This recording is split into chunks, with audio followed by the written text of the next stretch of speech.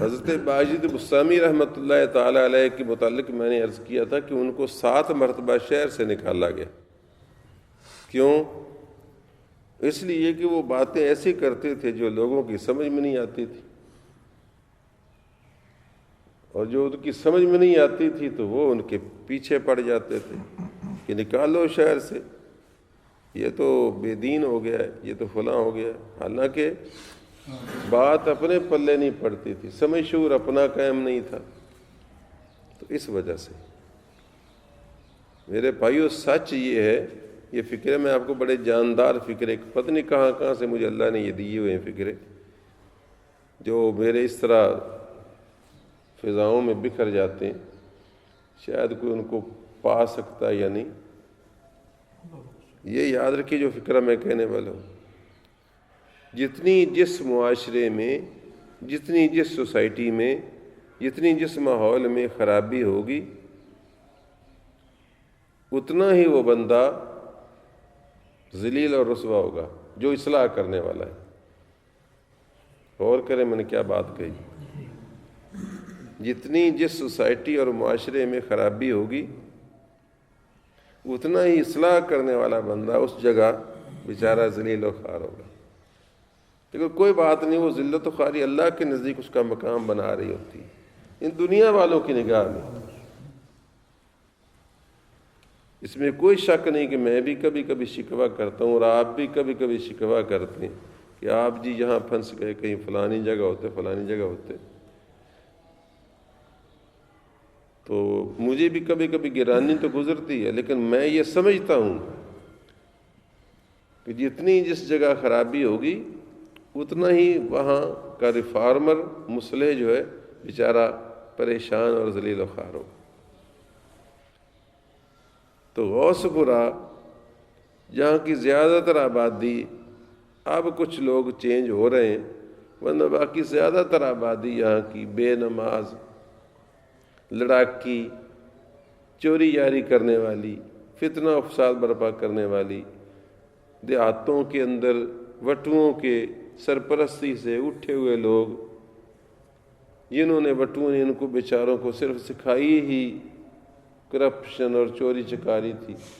کدھروں پٹھے وڈ لے، کدھروں کنک چا لئی، کس دا سہاگا دبل گئے، کدھروں لکڑاں چا لئیاں. سمجھا نہیں؟ یہی بیچاروں کی تربیت یہی تھی کہ مفت خدمت کرو وڈیروں کی، اور روزی کے لیے دائیں بائیں چوری چکاری کر لو، وہ تمہیں تھوڑی تھوڑی سرپرستی دیں گے.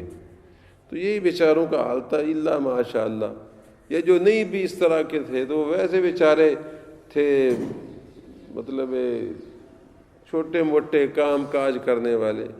کوئی نائی ہے، کوئی موچی ہے، کوئی بیچارہ غربت زدہ لوگ تھے، نہ ان کو کہیں پڑھنے پڑھانے کا موقع ملا.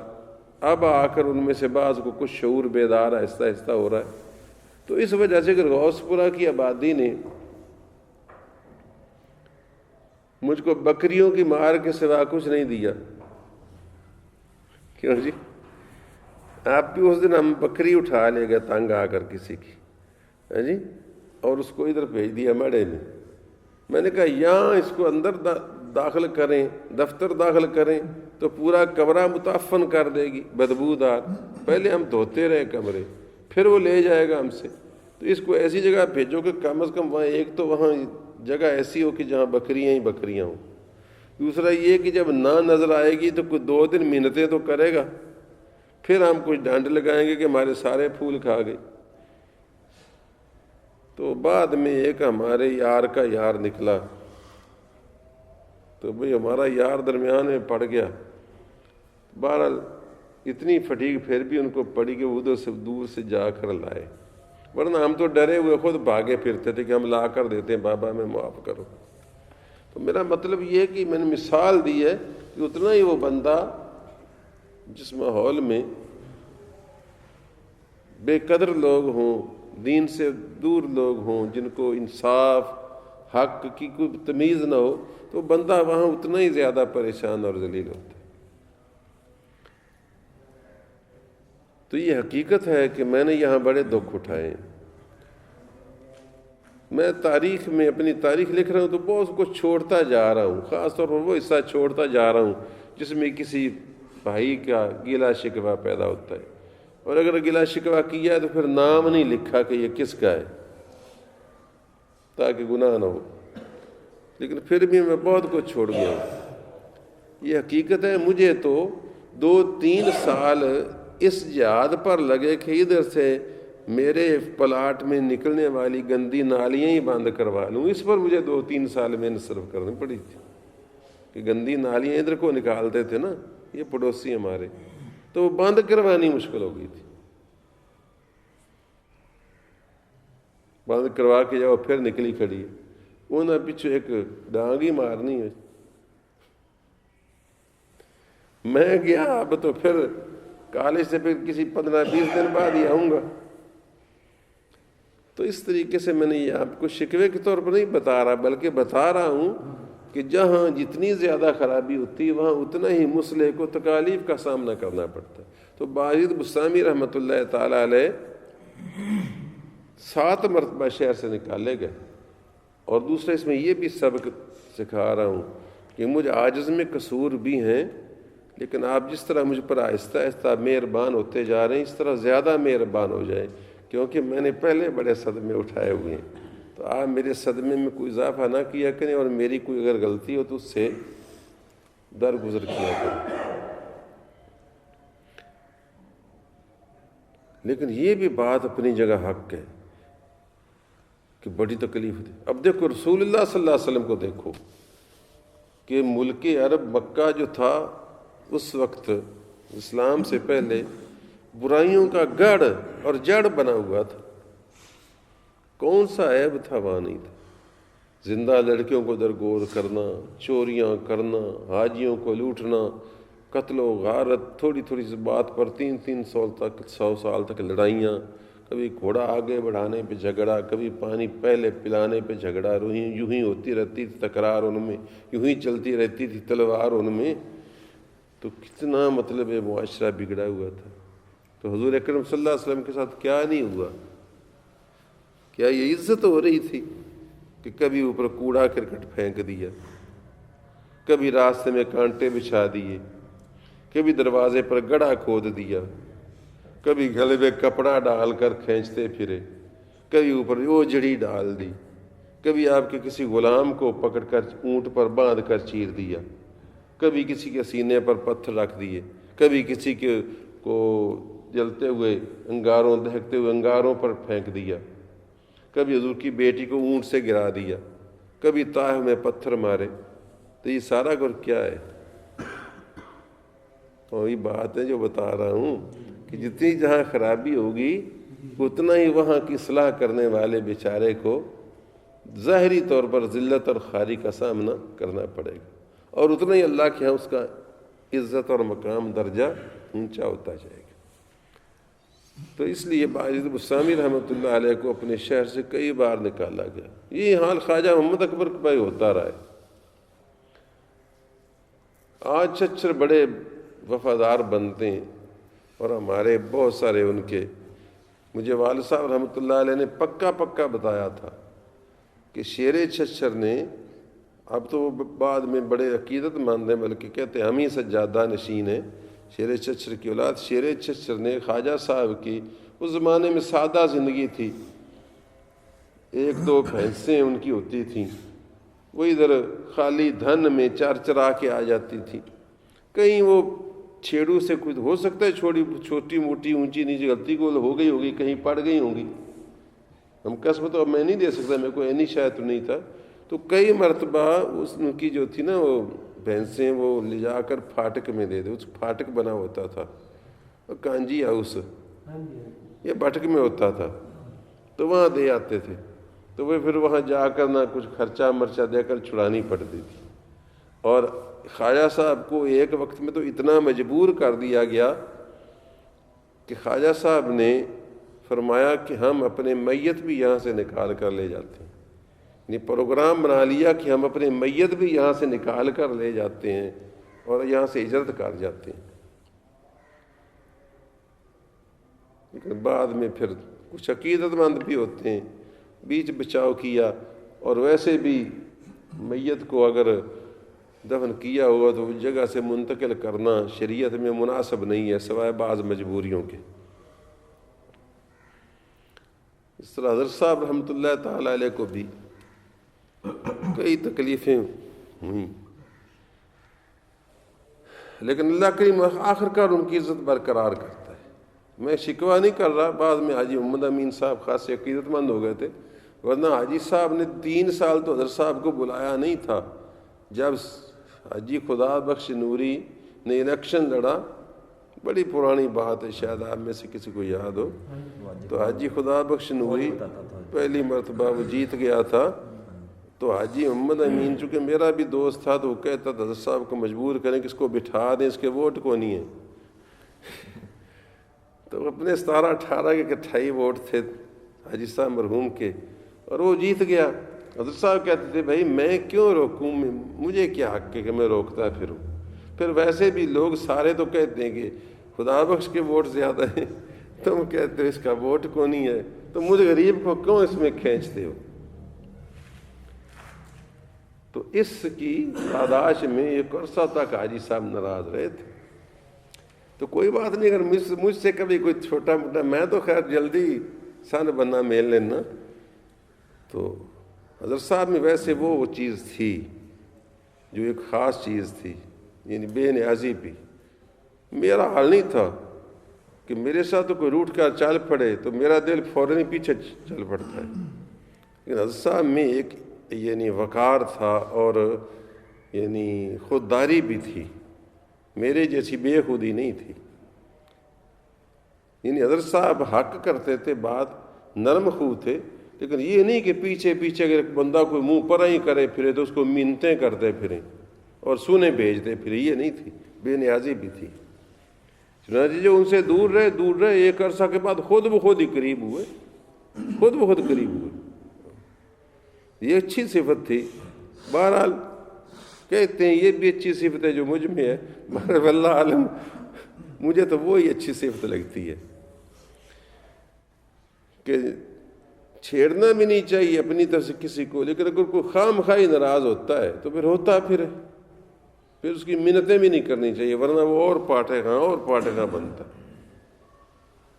تو 7 مرتبہ شجاع باجد بسطامی رحمۃ اللہ علیہ کو نکالا گیا۔ دیکھو اسی پر ہی تقریر ہو رہی ہے، اور یہ سمجھا رہا ہوں باتیں، یہ سمجھنے کی باتیں ہیں، اچھی طرح وضاحت کر رہا ہوں۔ چنانچہ باجد بسطامی رحمۃ اللہ علیہ کی باتیں لوگوں کو سمجھ نہیں آتی تھی، اس وجہ سے ان کے خلاف نکالو شہر سے۔ تو جتنا ہی معاشرہ خراب اتنی مسلح کو بیچارے کو ذلت خواری سہنی پڑتی۔ لیکن اور بھی ایک بات سنیے، باجد بسطامی رحمۃ اللہ تعالی علیہ فرماتے ہیں کہ ایک بار مجھے اللہ تبارک و تعالیٰ نے الہاماً کہا، دل میں بات ڈالی، مجھے الہام فرمایا کہ اے بایزید، تو نے بڑی عبادت کی ہے، لیکن ہمارے پاس وہ چیز لا جو ہمارے پاس نہ ہو، وہ تحفہ لا جو ہمارے پاس نہ ہو۔ اگر کچھ حاصل کرنا چاہتا ہے، کوئی خاص چیز ہم سے کرنا چاہتا ہے، تو ہمارے لیے بھی خاص چیز لا جو ہمارے خزانے میں بھی نہ ہو۔ عرض کیا مولا کریم تیرے خزانے میں تو ہر شے ہے، میں تیرے خزانے میں پھر کیا چیز لاؤں، کیا پیش کروں؟ فرمایا عجز اور ذلت، عجز اور ذلت یہ میرے خزانے میں نہیں ہے، کیونکہ اللہ قادر ہے، عاجز نہیں ہے، اس میں عجز نہیں ہے، قدرت ہے، اور وہ عزیز ہے، بندہ ذلیل ہے۔ تو میری بارگاہ میں ذلت لا اور عجز لا، جتنا زیادہ میری بارگاہ میں ذلیل اور عاجز ہو کر آئے گا اتنا ہی تجھ کو مقام و رتبہ عطا فرماؤں گا۔ تو لہذا جو بندے اللہ کی خاطر عجز و ذلت برداشت کرتے ہیں، اللہ ان کو اتنا ہی رتبے دیتا ہے۔ یہ عجز و ذلت ہی تھی نا طائف کے بازاروں میں، تصور تو کرو، یہ عجز و ذلت تھی طائف کے بازاروں میں کہ اللہ کے حبیب نے پتھروں کی بچھاڑ میں طائف کے راستوں پر سفر کیا اور لہو لہان ہو گئے جوتے بھی، تو یہ معمولی بات ہے؟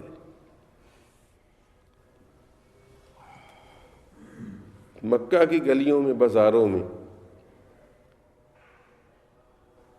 اور احد کے ریگزاروں میں وہ انتہائی آپ نے عجز کو اور اللہ کی راہ میں بے قدری کو برداشت کیا۔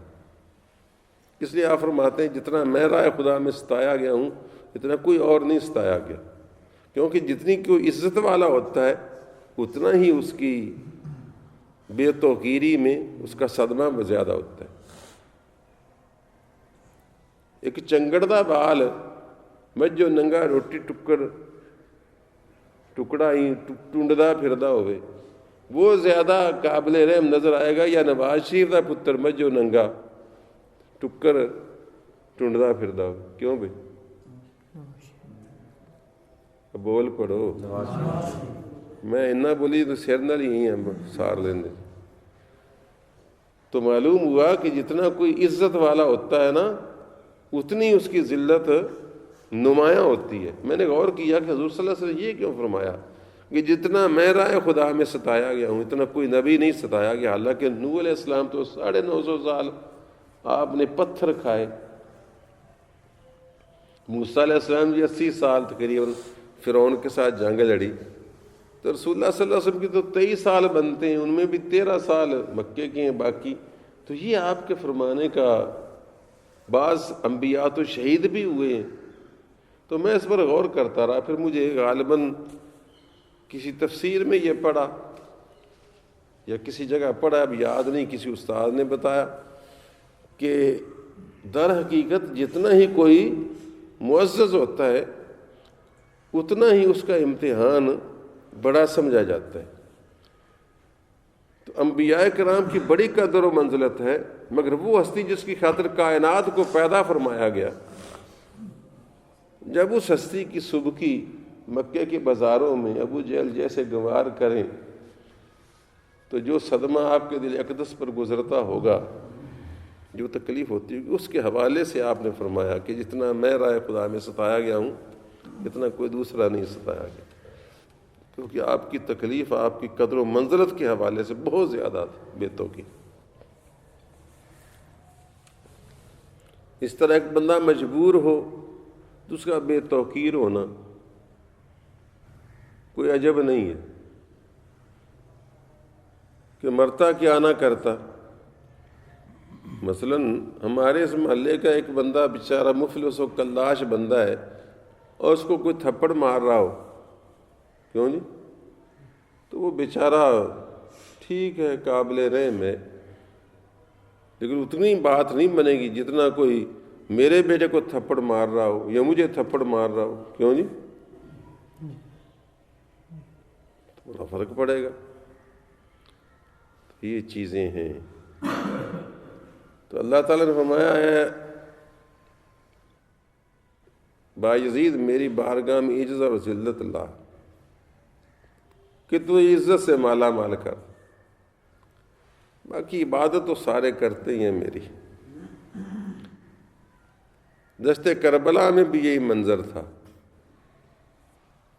شہزادہ رسول کی، جنت کے جو سردار ہیں ان کی یہ بے توقیری کہ ان کے چھوٹے چھوٹے بچے ان کو تیروں سے چھلنی کر دیا جائے، ان کے نوجوان شہزادے علی اکبر کو جو رسول اللہ کا شبیہ ہے ان کی جوانی کو خاک و خون میں ملا دیا جائے، ان کے خیموں کو آگ لگا دی جائے، جس طرح کے عام روایات میں مشہور ہے، یا ان کو شہید کیا جائے، یا ان کو بیویوں کو جس طرح مشہور ہے روایتوں میں کہ پھرایا جائے، چاہے قید کر کے یا چاہے اونٹوں پر بٹھا کر، جس طرح مجبوریاں ہی ہیں نا، تو اللہ تبارک و تعالیٰ نے اس کے مطابق ان کو اجر عطا فرمایا۔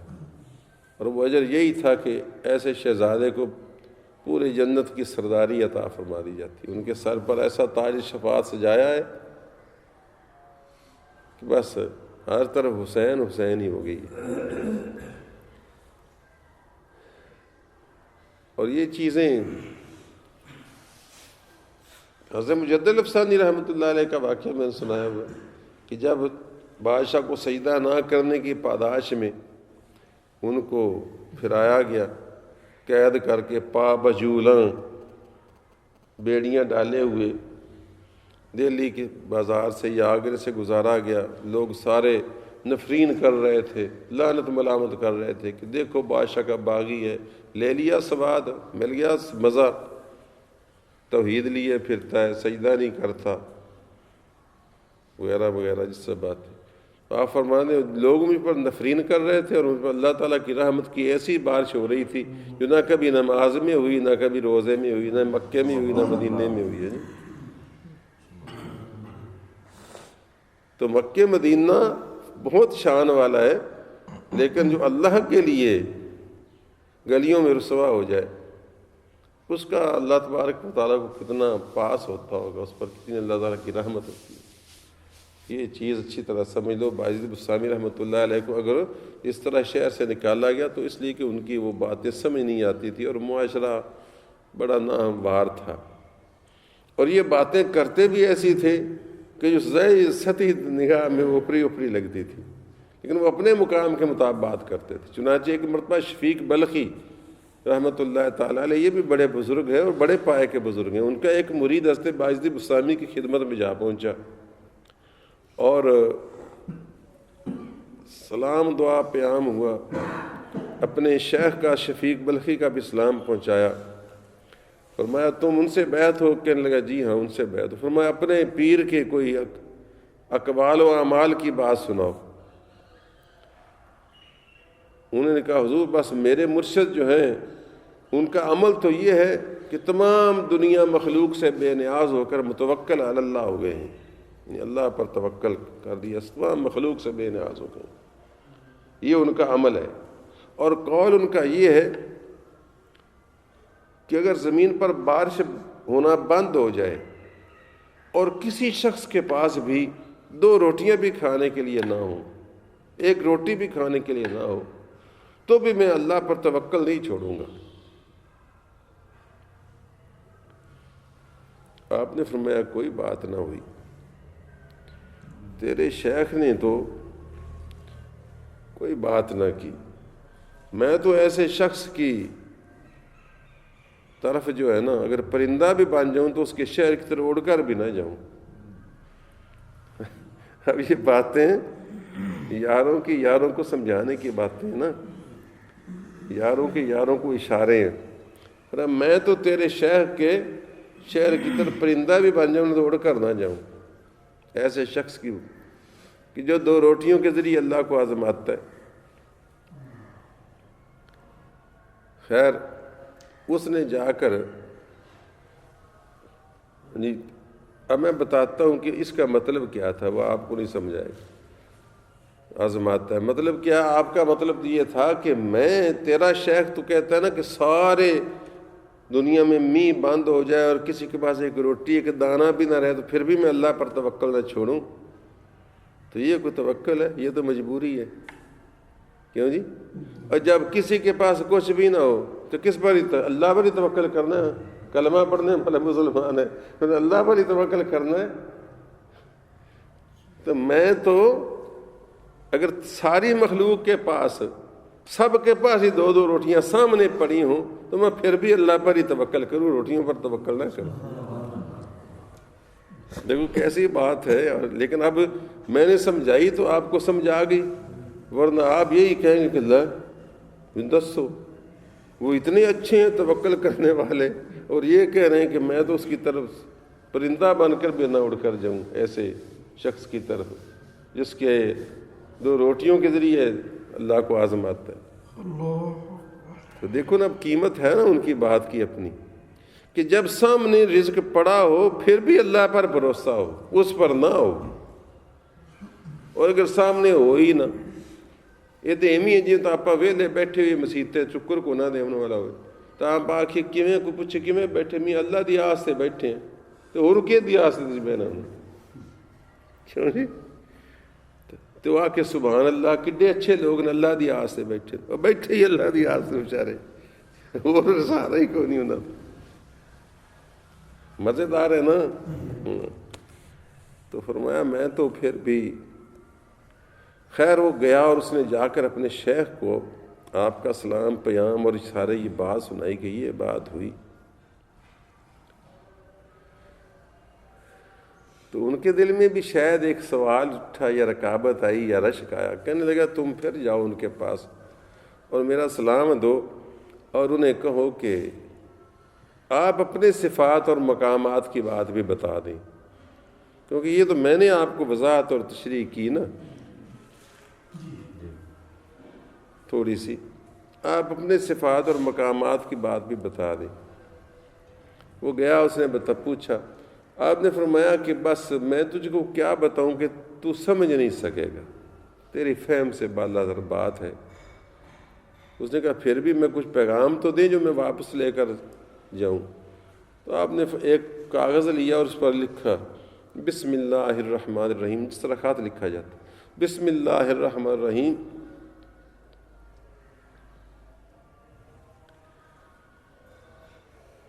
لیس با یزید بشیء جی لیس با یزید بشیء. مطلب یہ تھا کہ بسم اللہ الرحمن الرحیم تو خط کے لیے لکھی برکت کے لیے اور آگے لکھا کہ میں اپنی صفات اور مقامات کیا بتاؤں بس تیرے لیے آسان یہ ہے کہ تو سمجھ لے کہ با یزید ہے ہی کچھ نہیں. با یزید کوئی شے با یزید کسی شے کا نام ہے ہی نہیں کہ کوئی ہو تو اپنی صفت بتائے کوئی ہو تو اپنا مقام بتائے. با یزید تو ختم ہو چکا. با یزید لیس بشیء کوئی شے ہے ہی نہیں. اب کوئی ہے وہ تو بتایا جاتا ہے نا کہ یہ لمبا ہے کہ چھوٹا ہے کہ میٹھا ہے کہ کھٹا ہے جو وہی کچھ نہ لاش ہو جائے لاش ہے میں نے لاش تو اس وہ اپنا بیچارہ اپنی صفت اور مقام کیا بتائے. تو اس میں ساری باتیں ہی آ گئیں. تو اس طریقے سے یہ بزرگان دین ایک دوسرے کو بہت کچھ سمجھا بھی دیتے تھے اور سجھا بھی دیتے تھے. کافی وقت ہو گیا. اللہم صلی وسلم وبارک علی سیدنا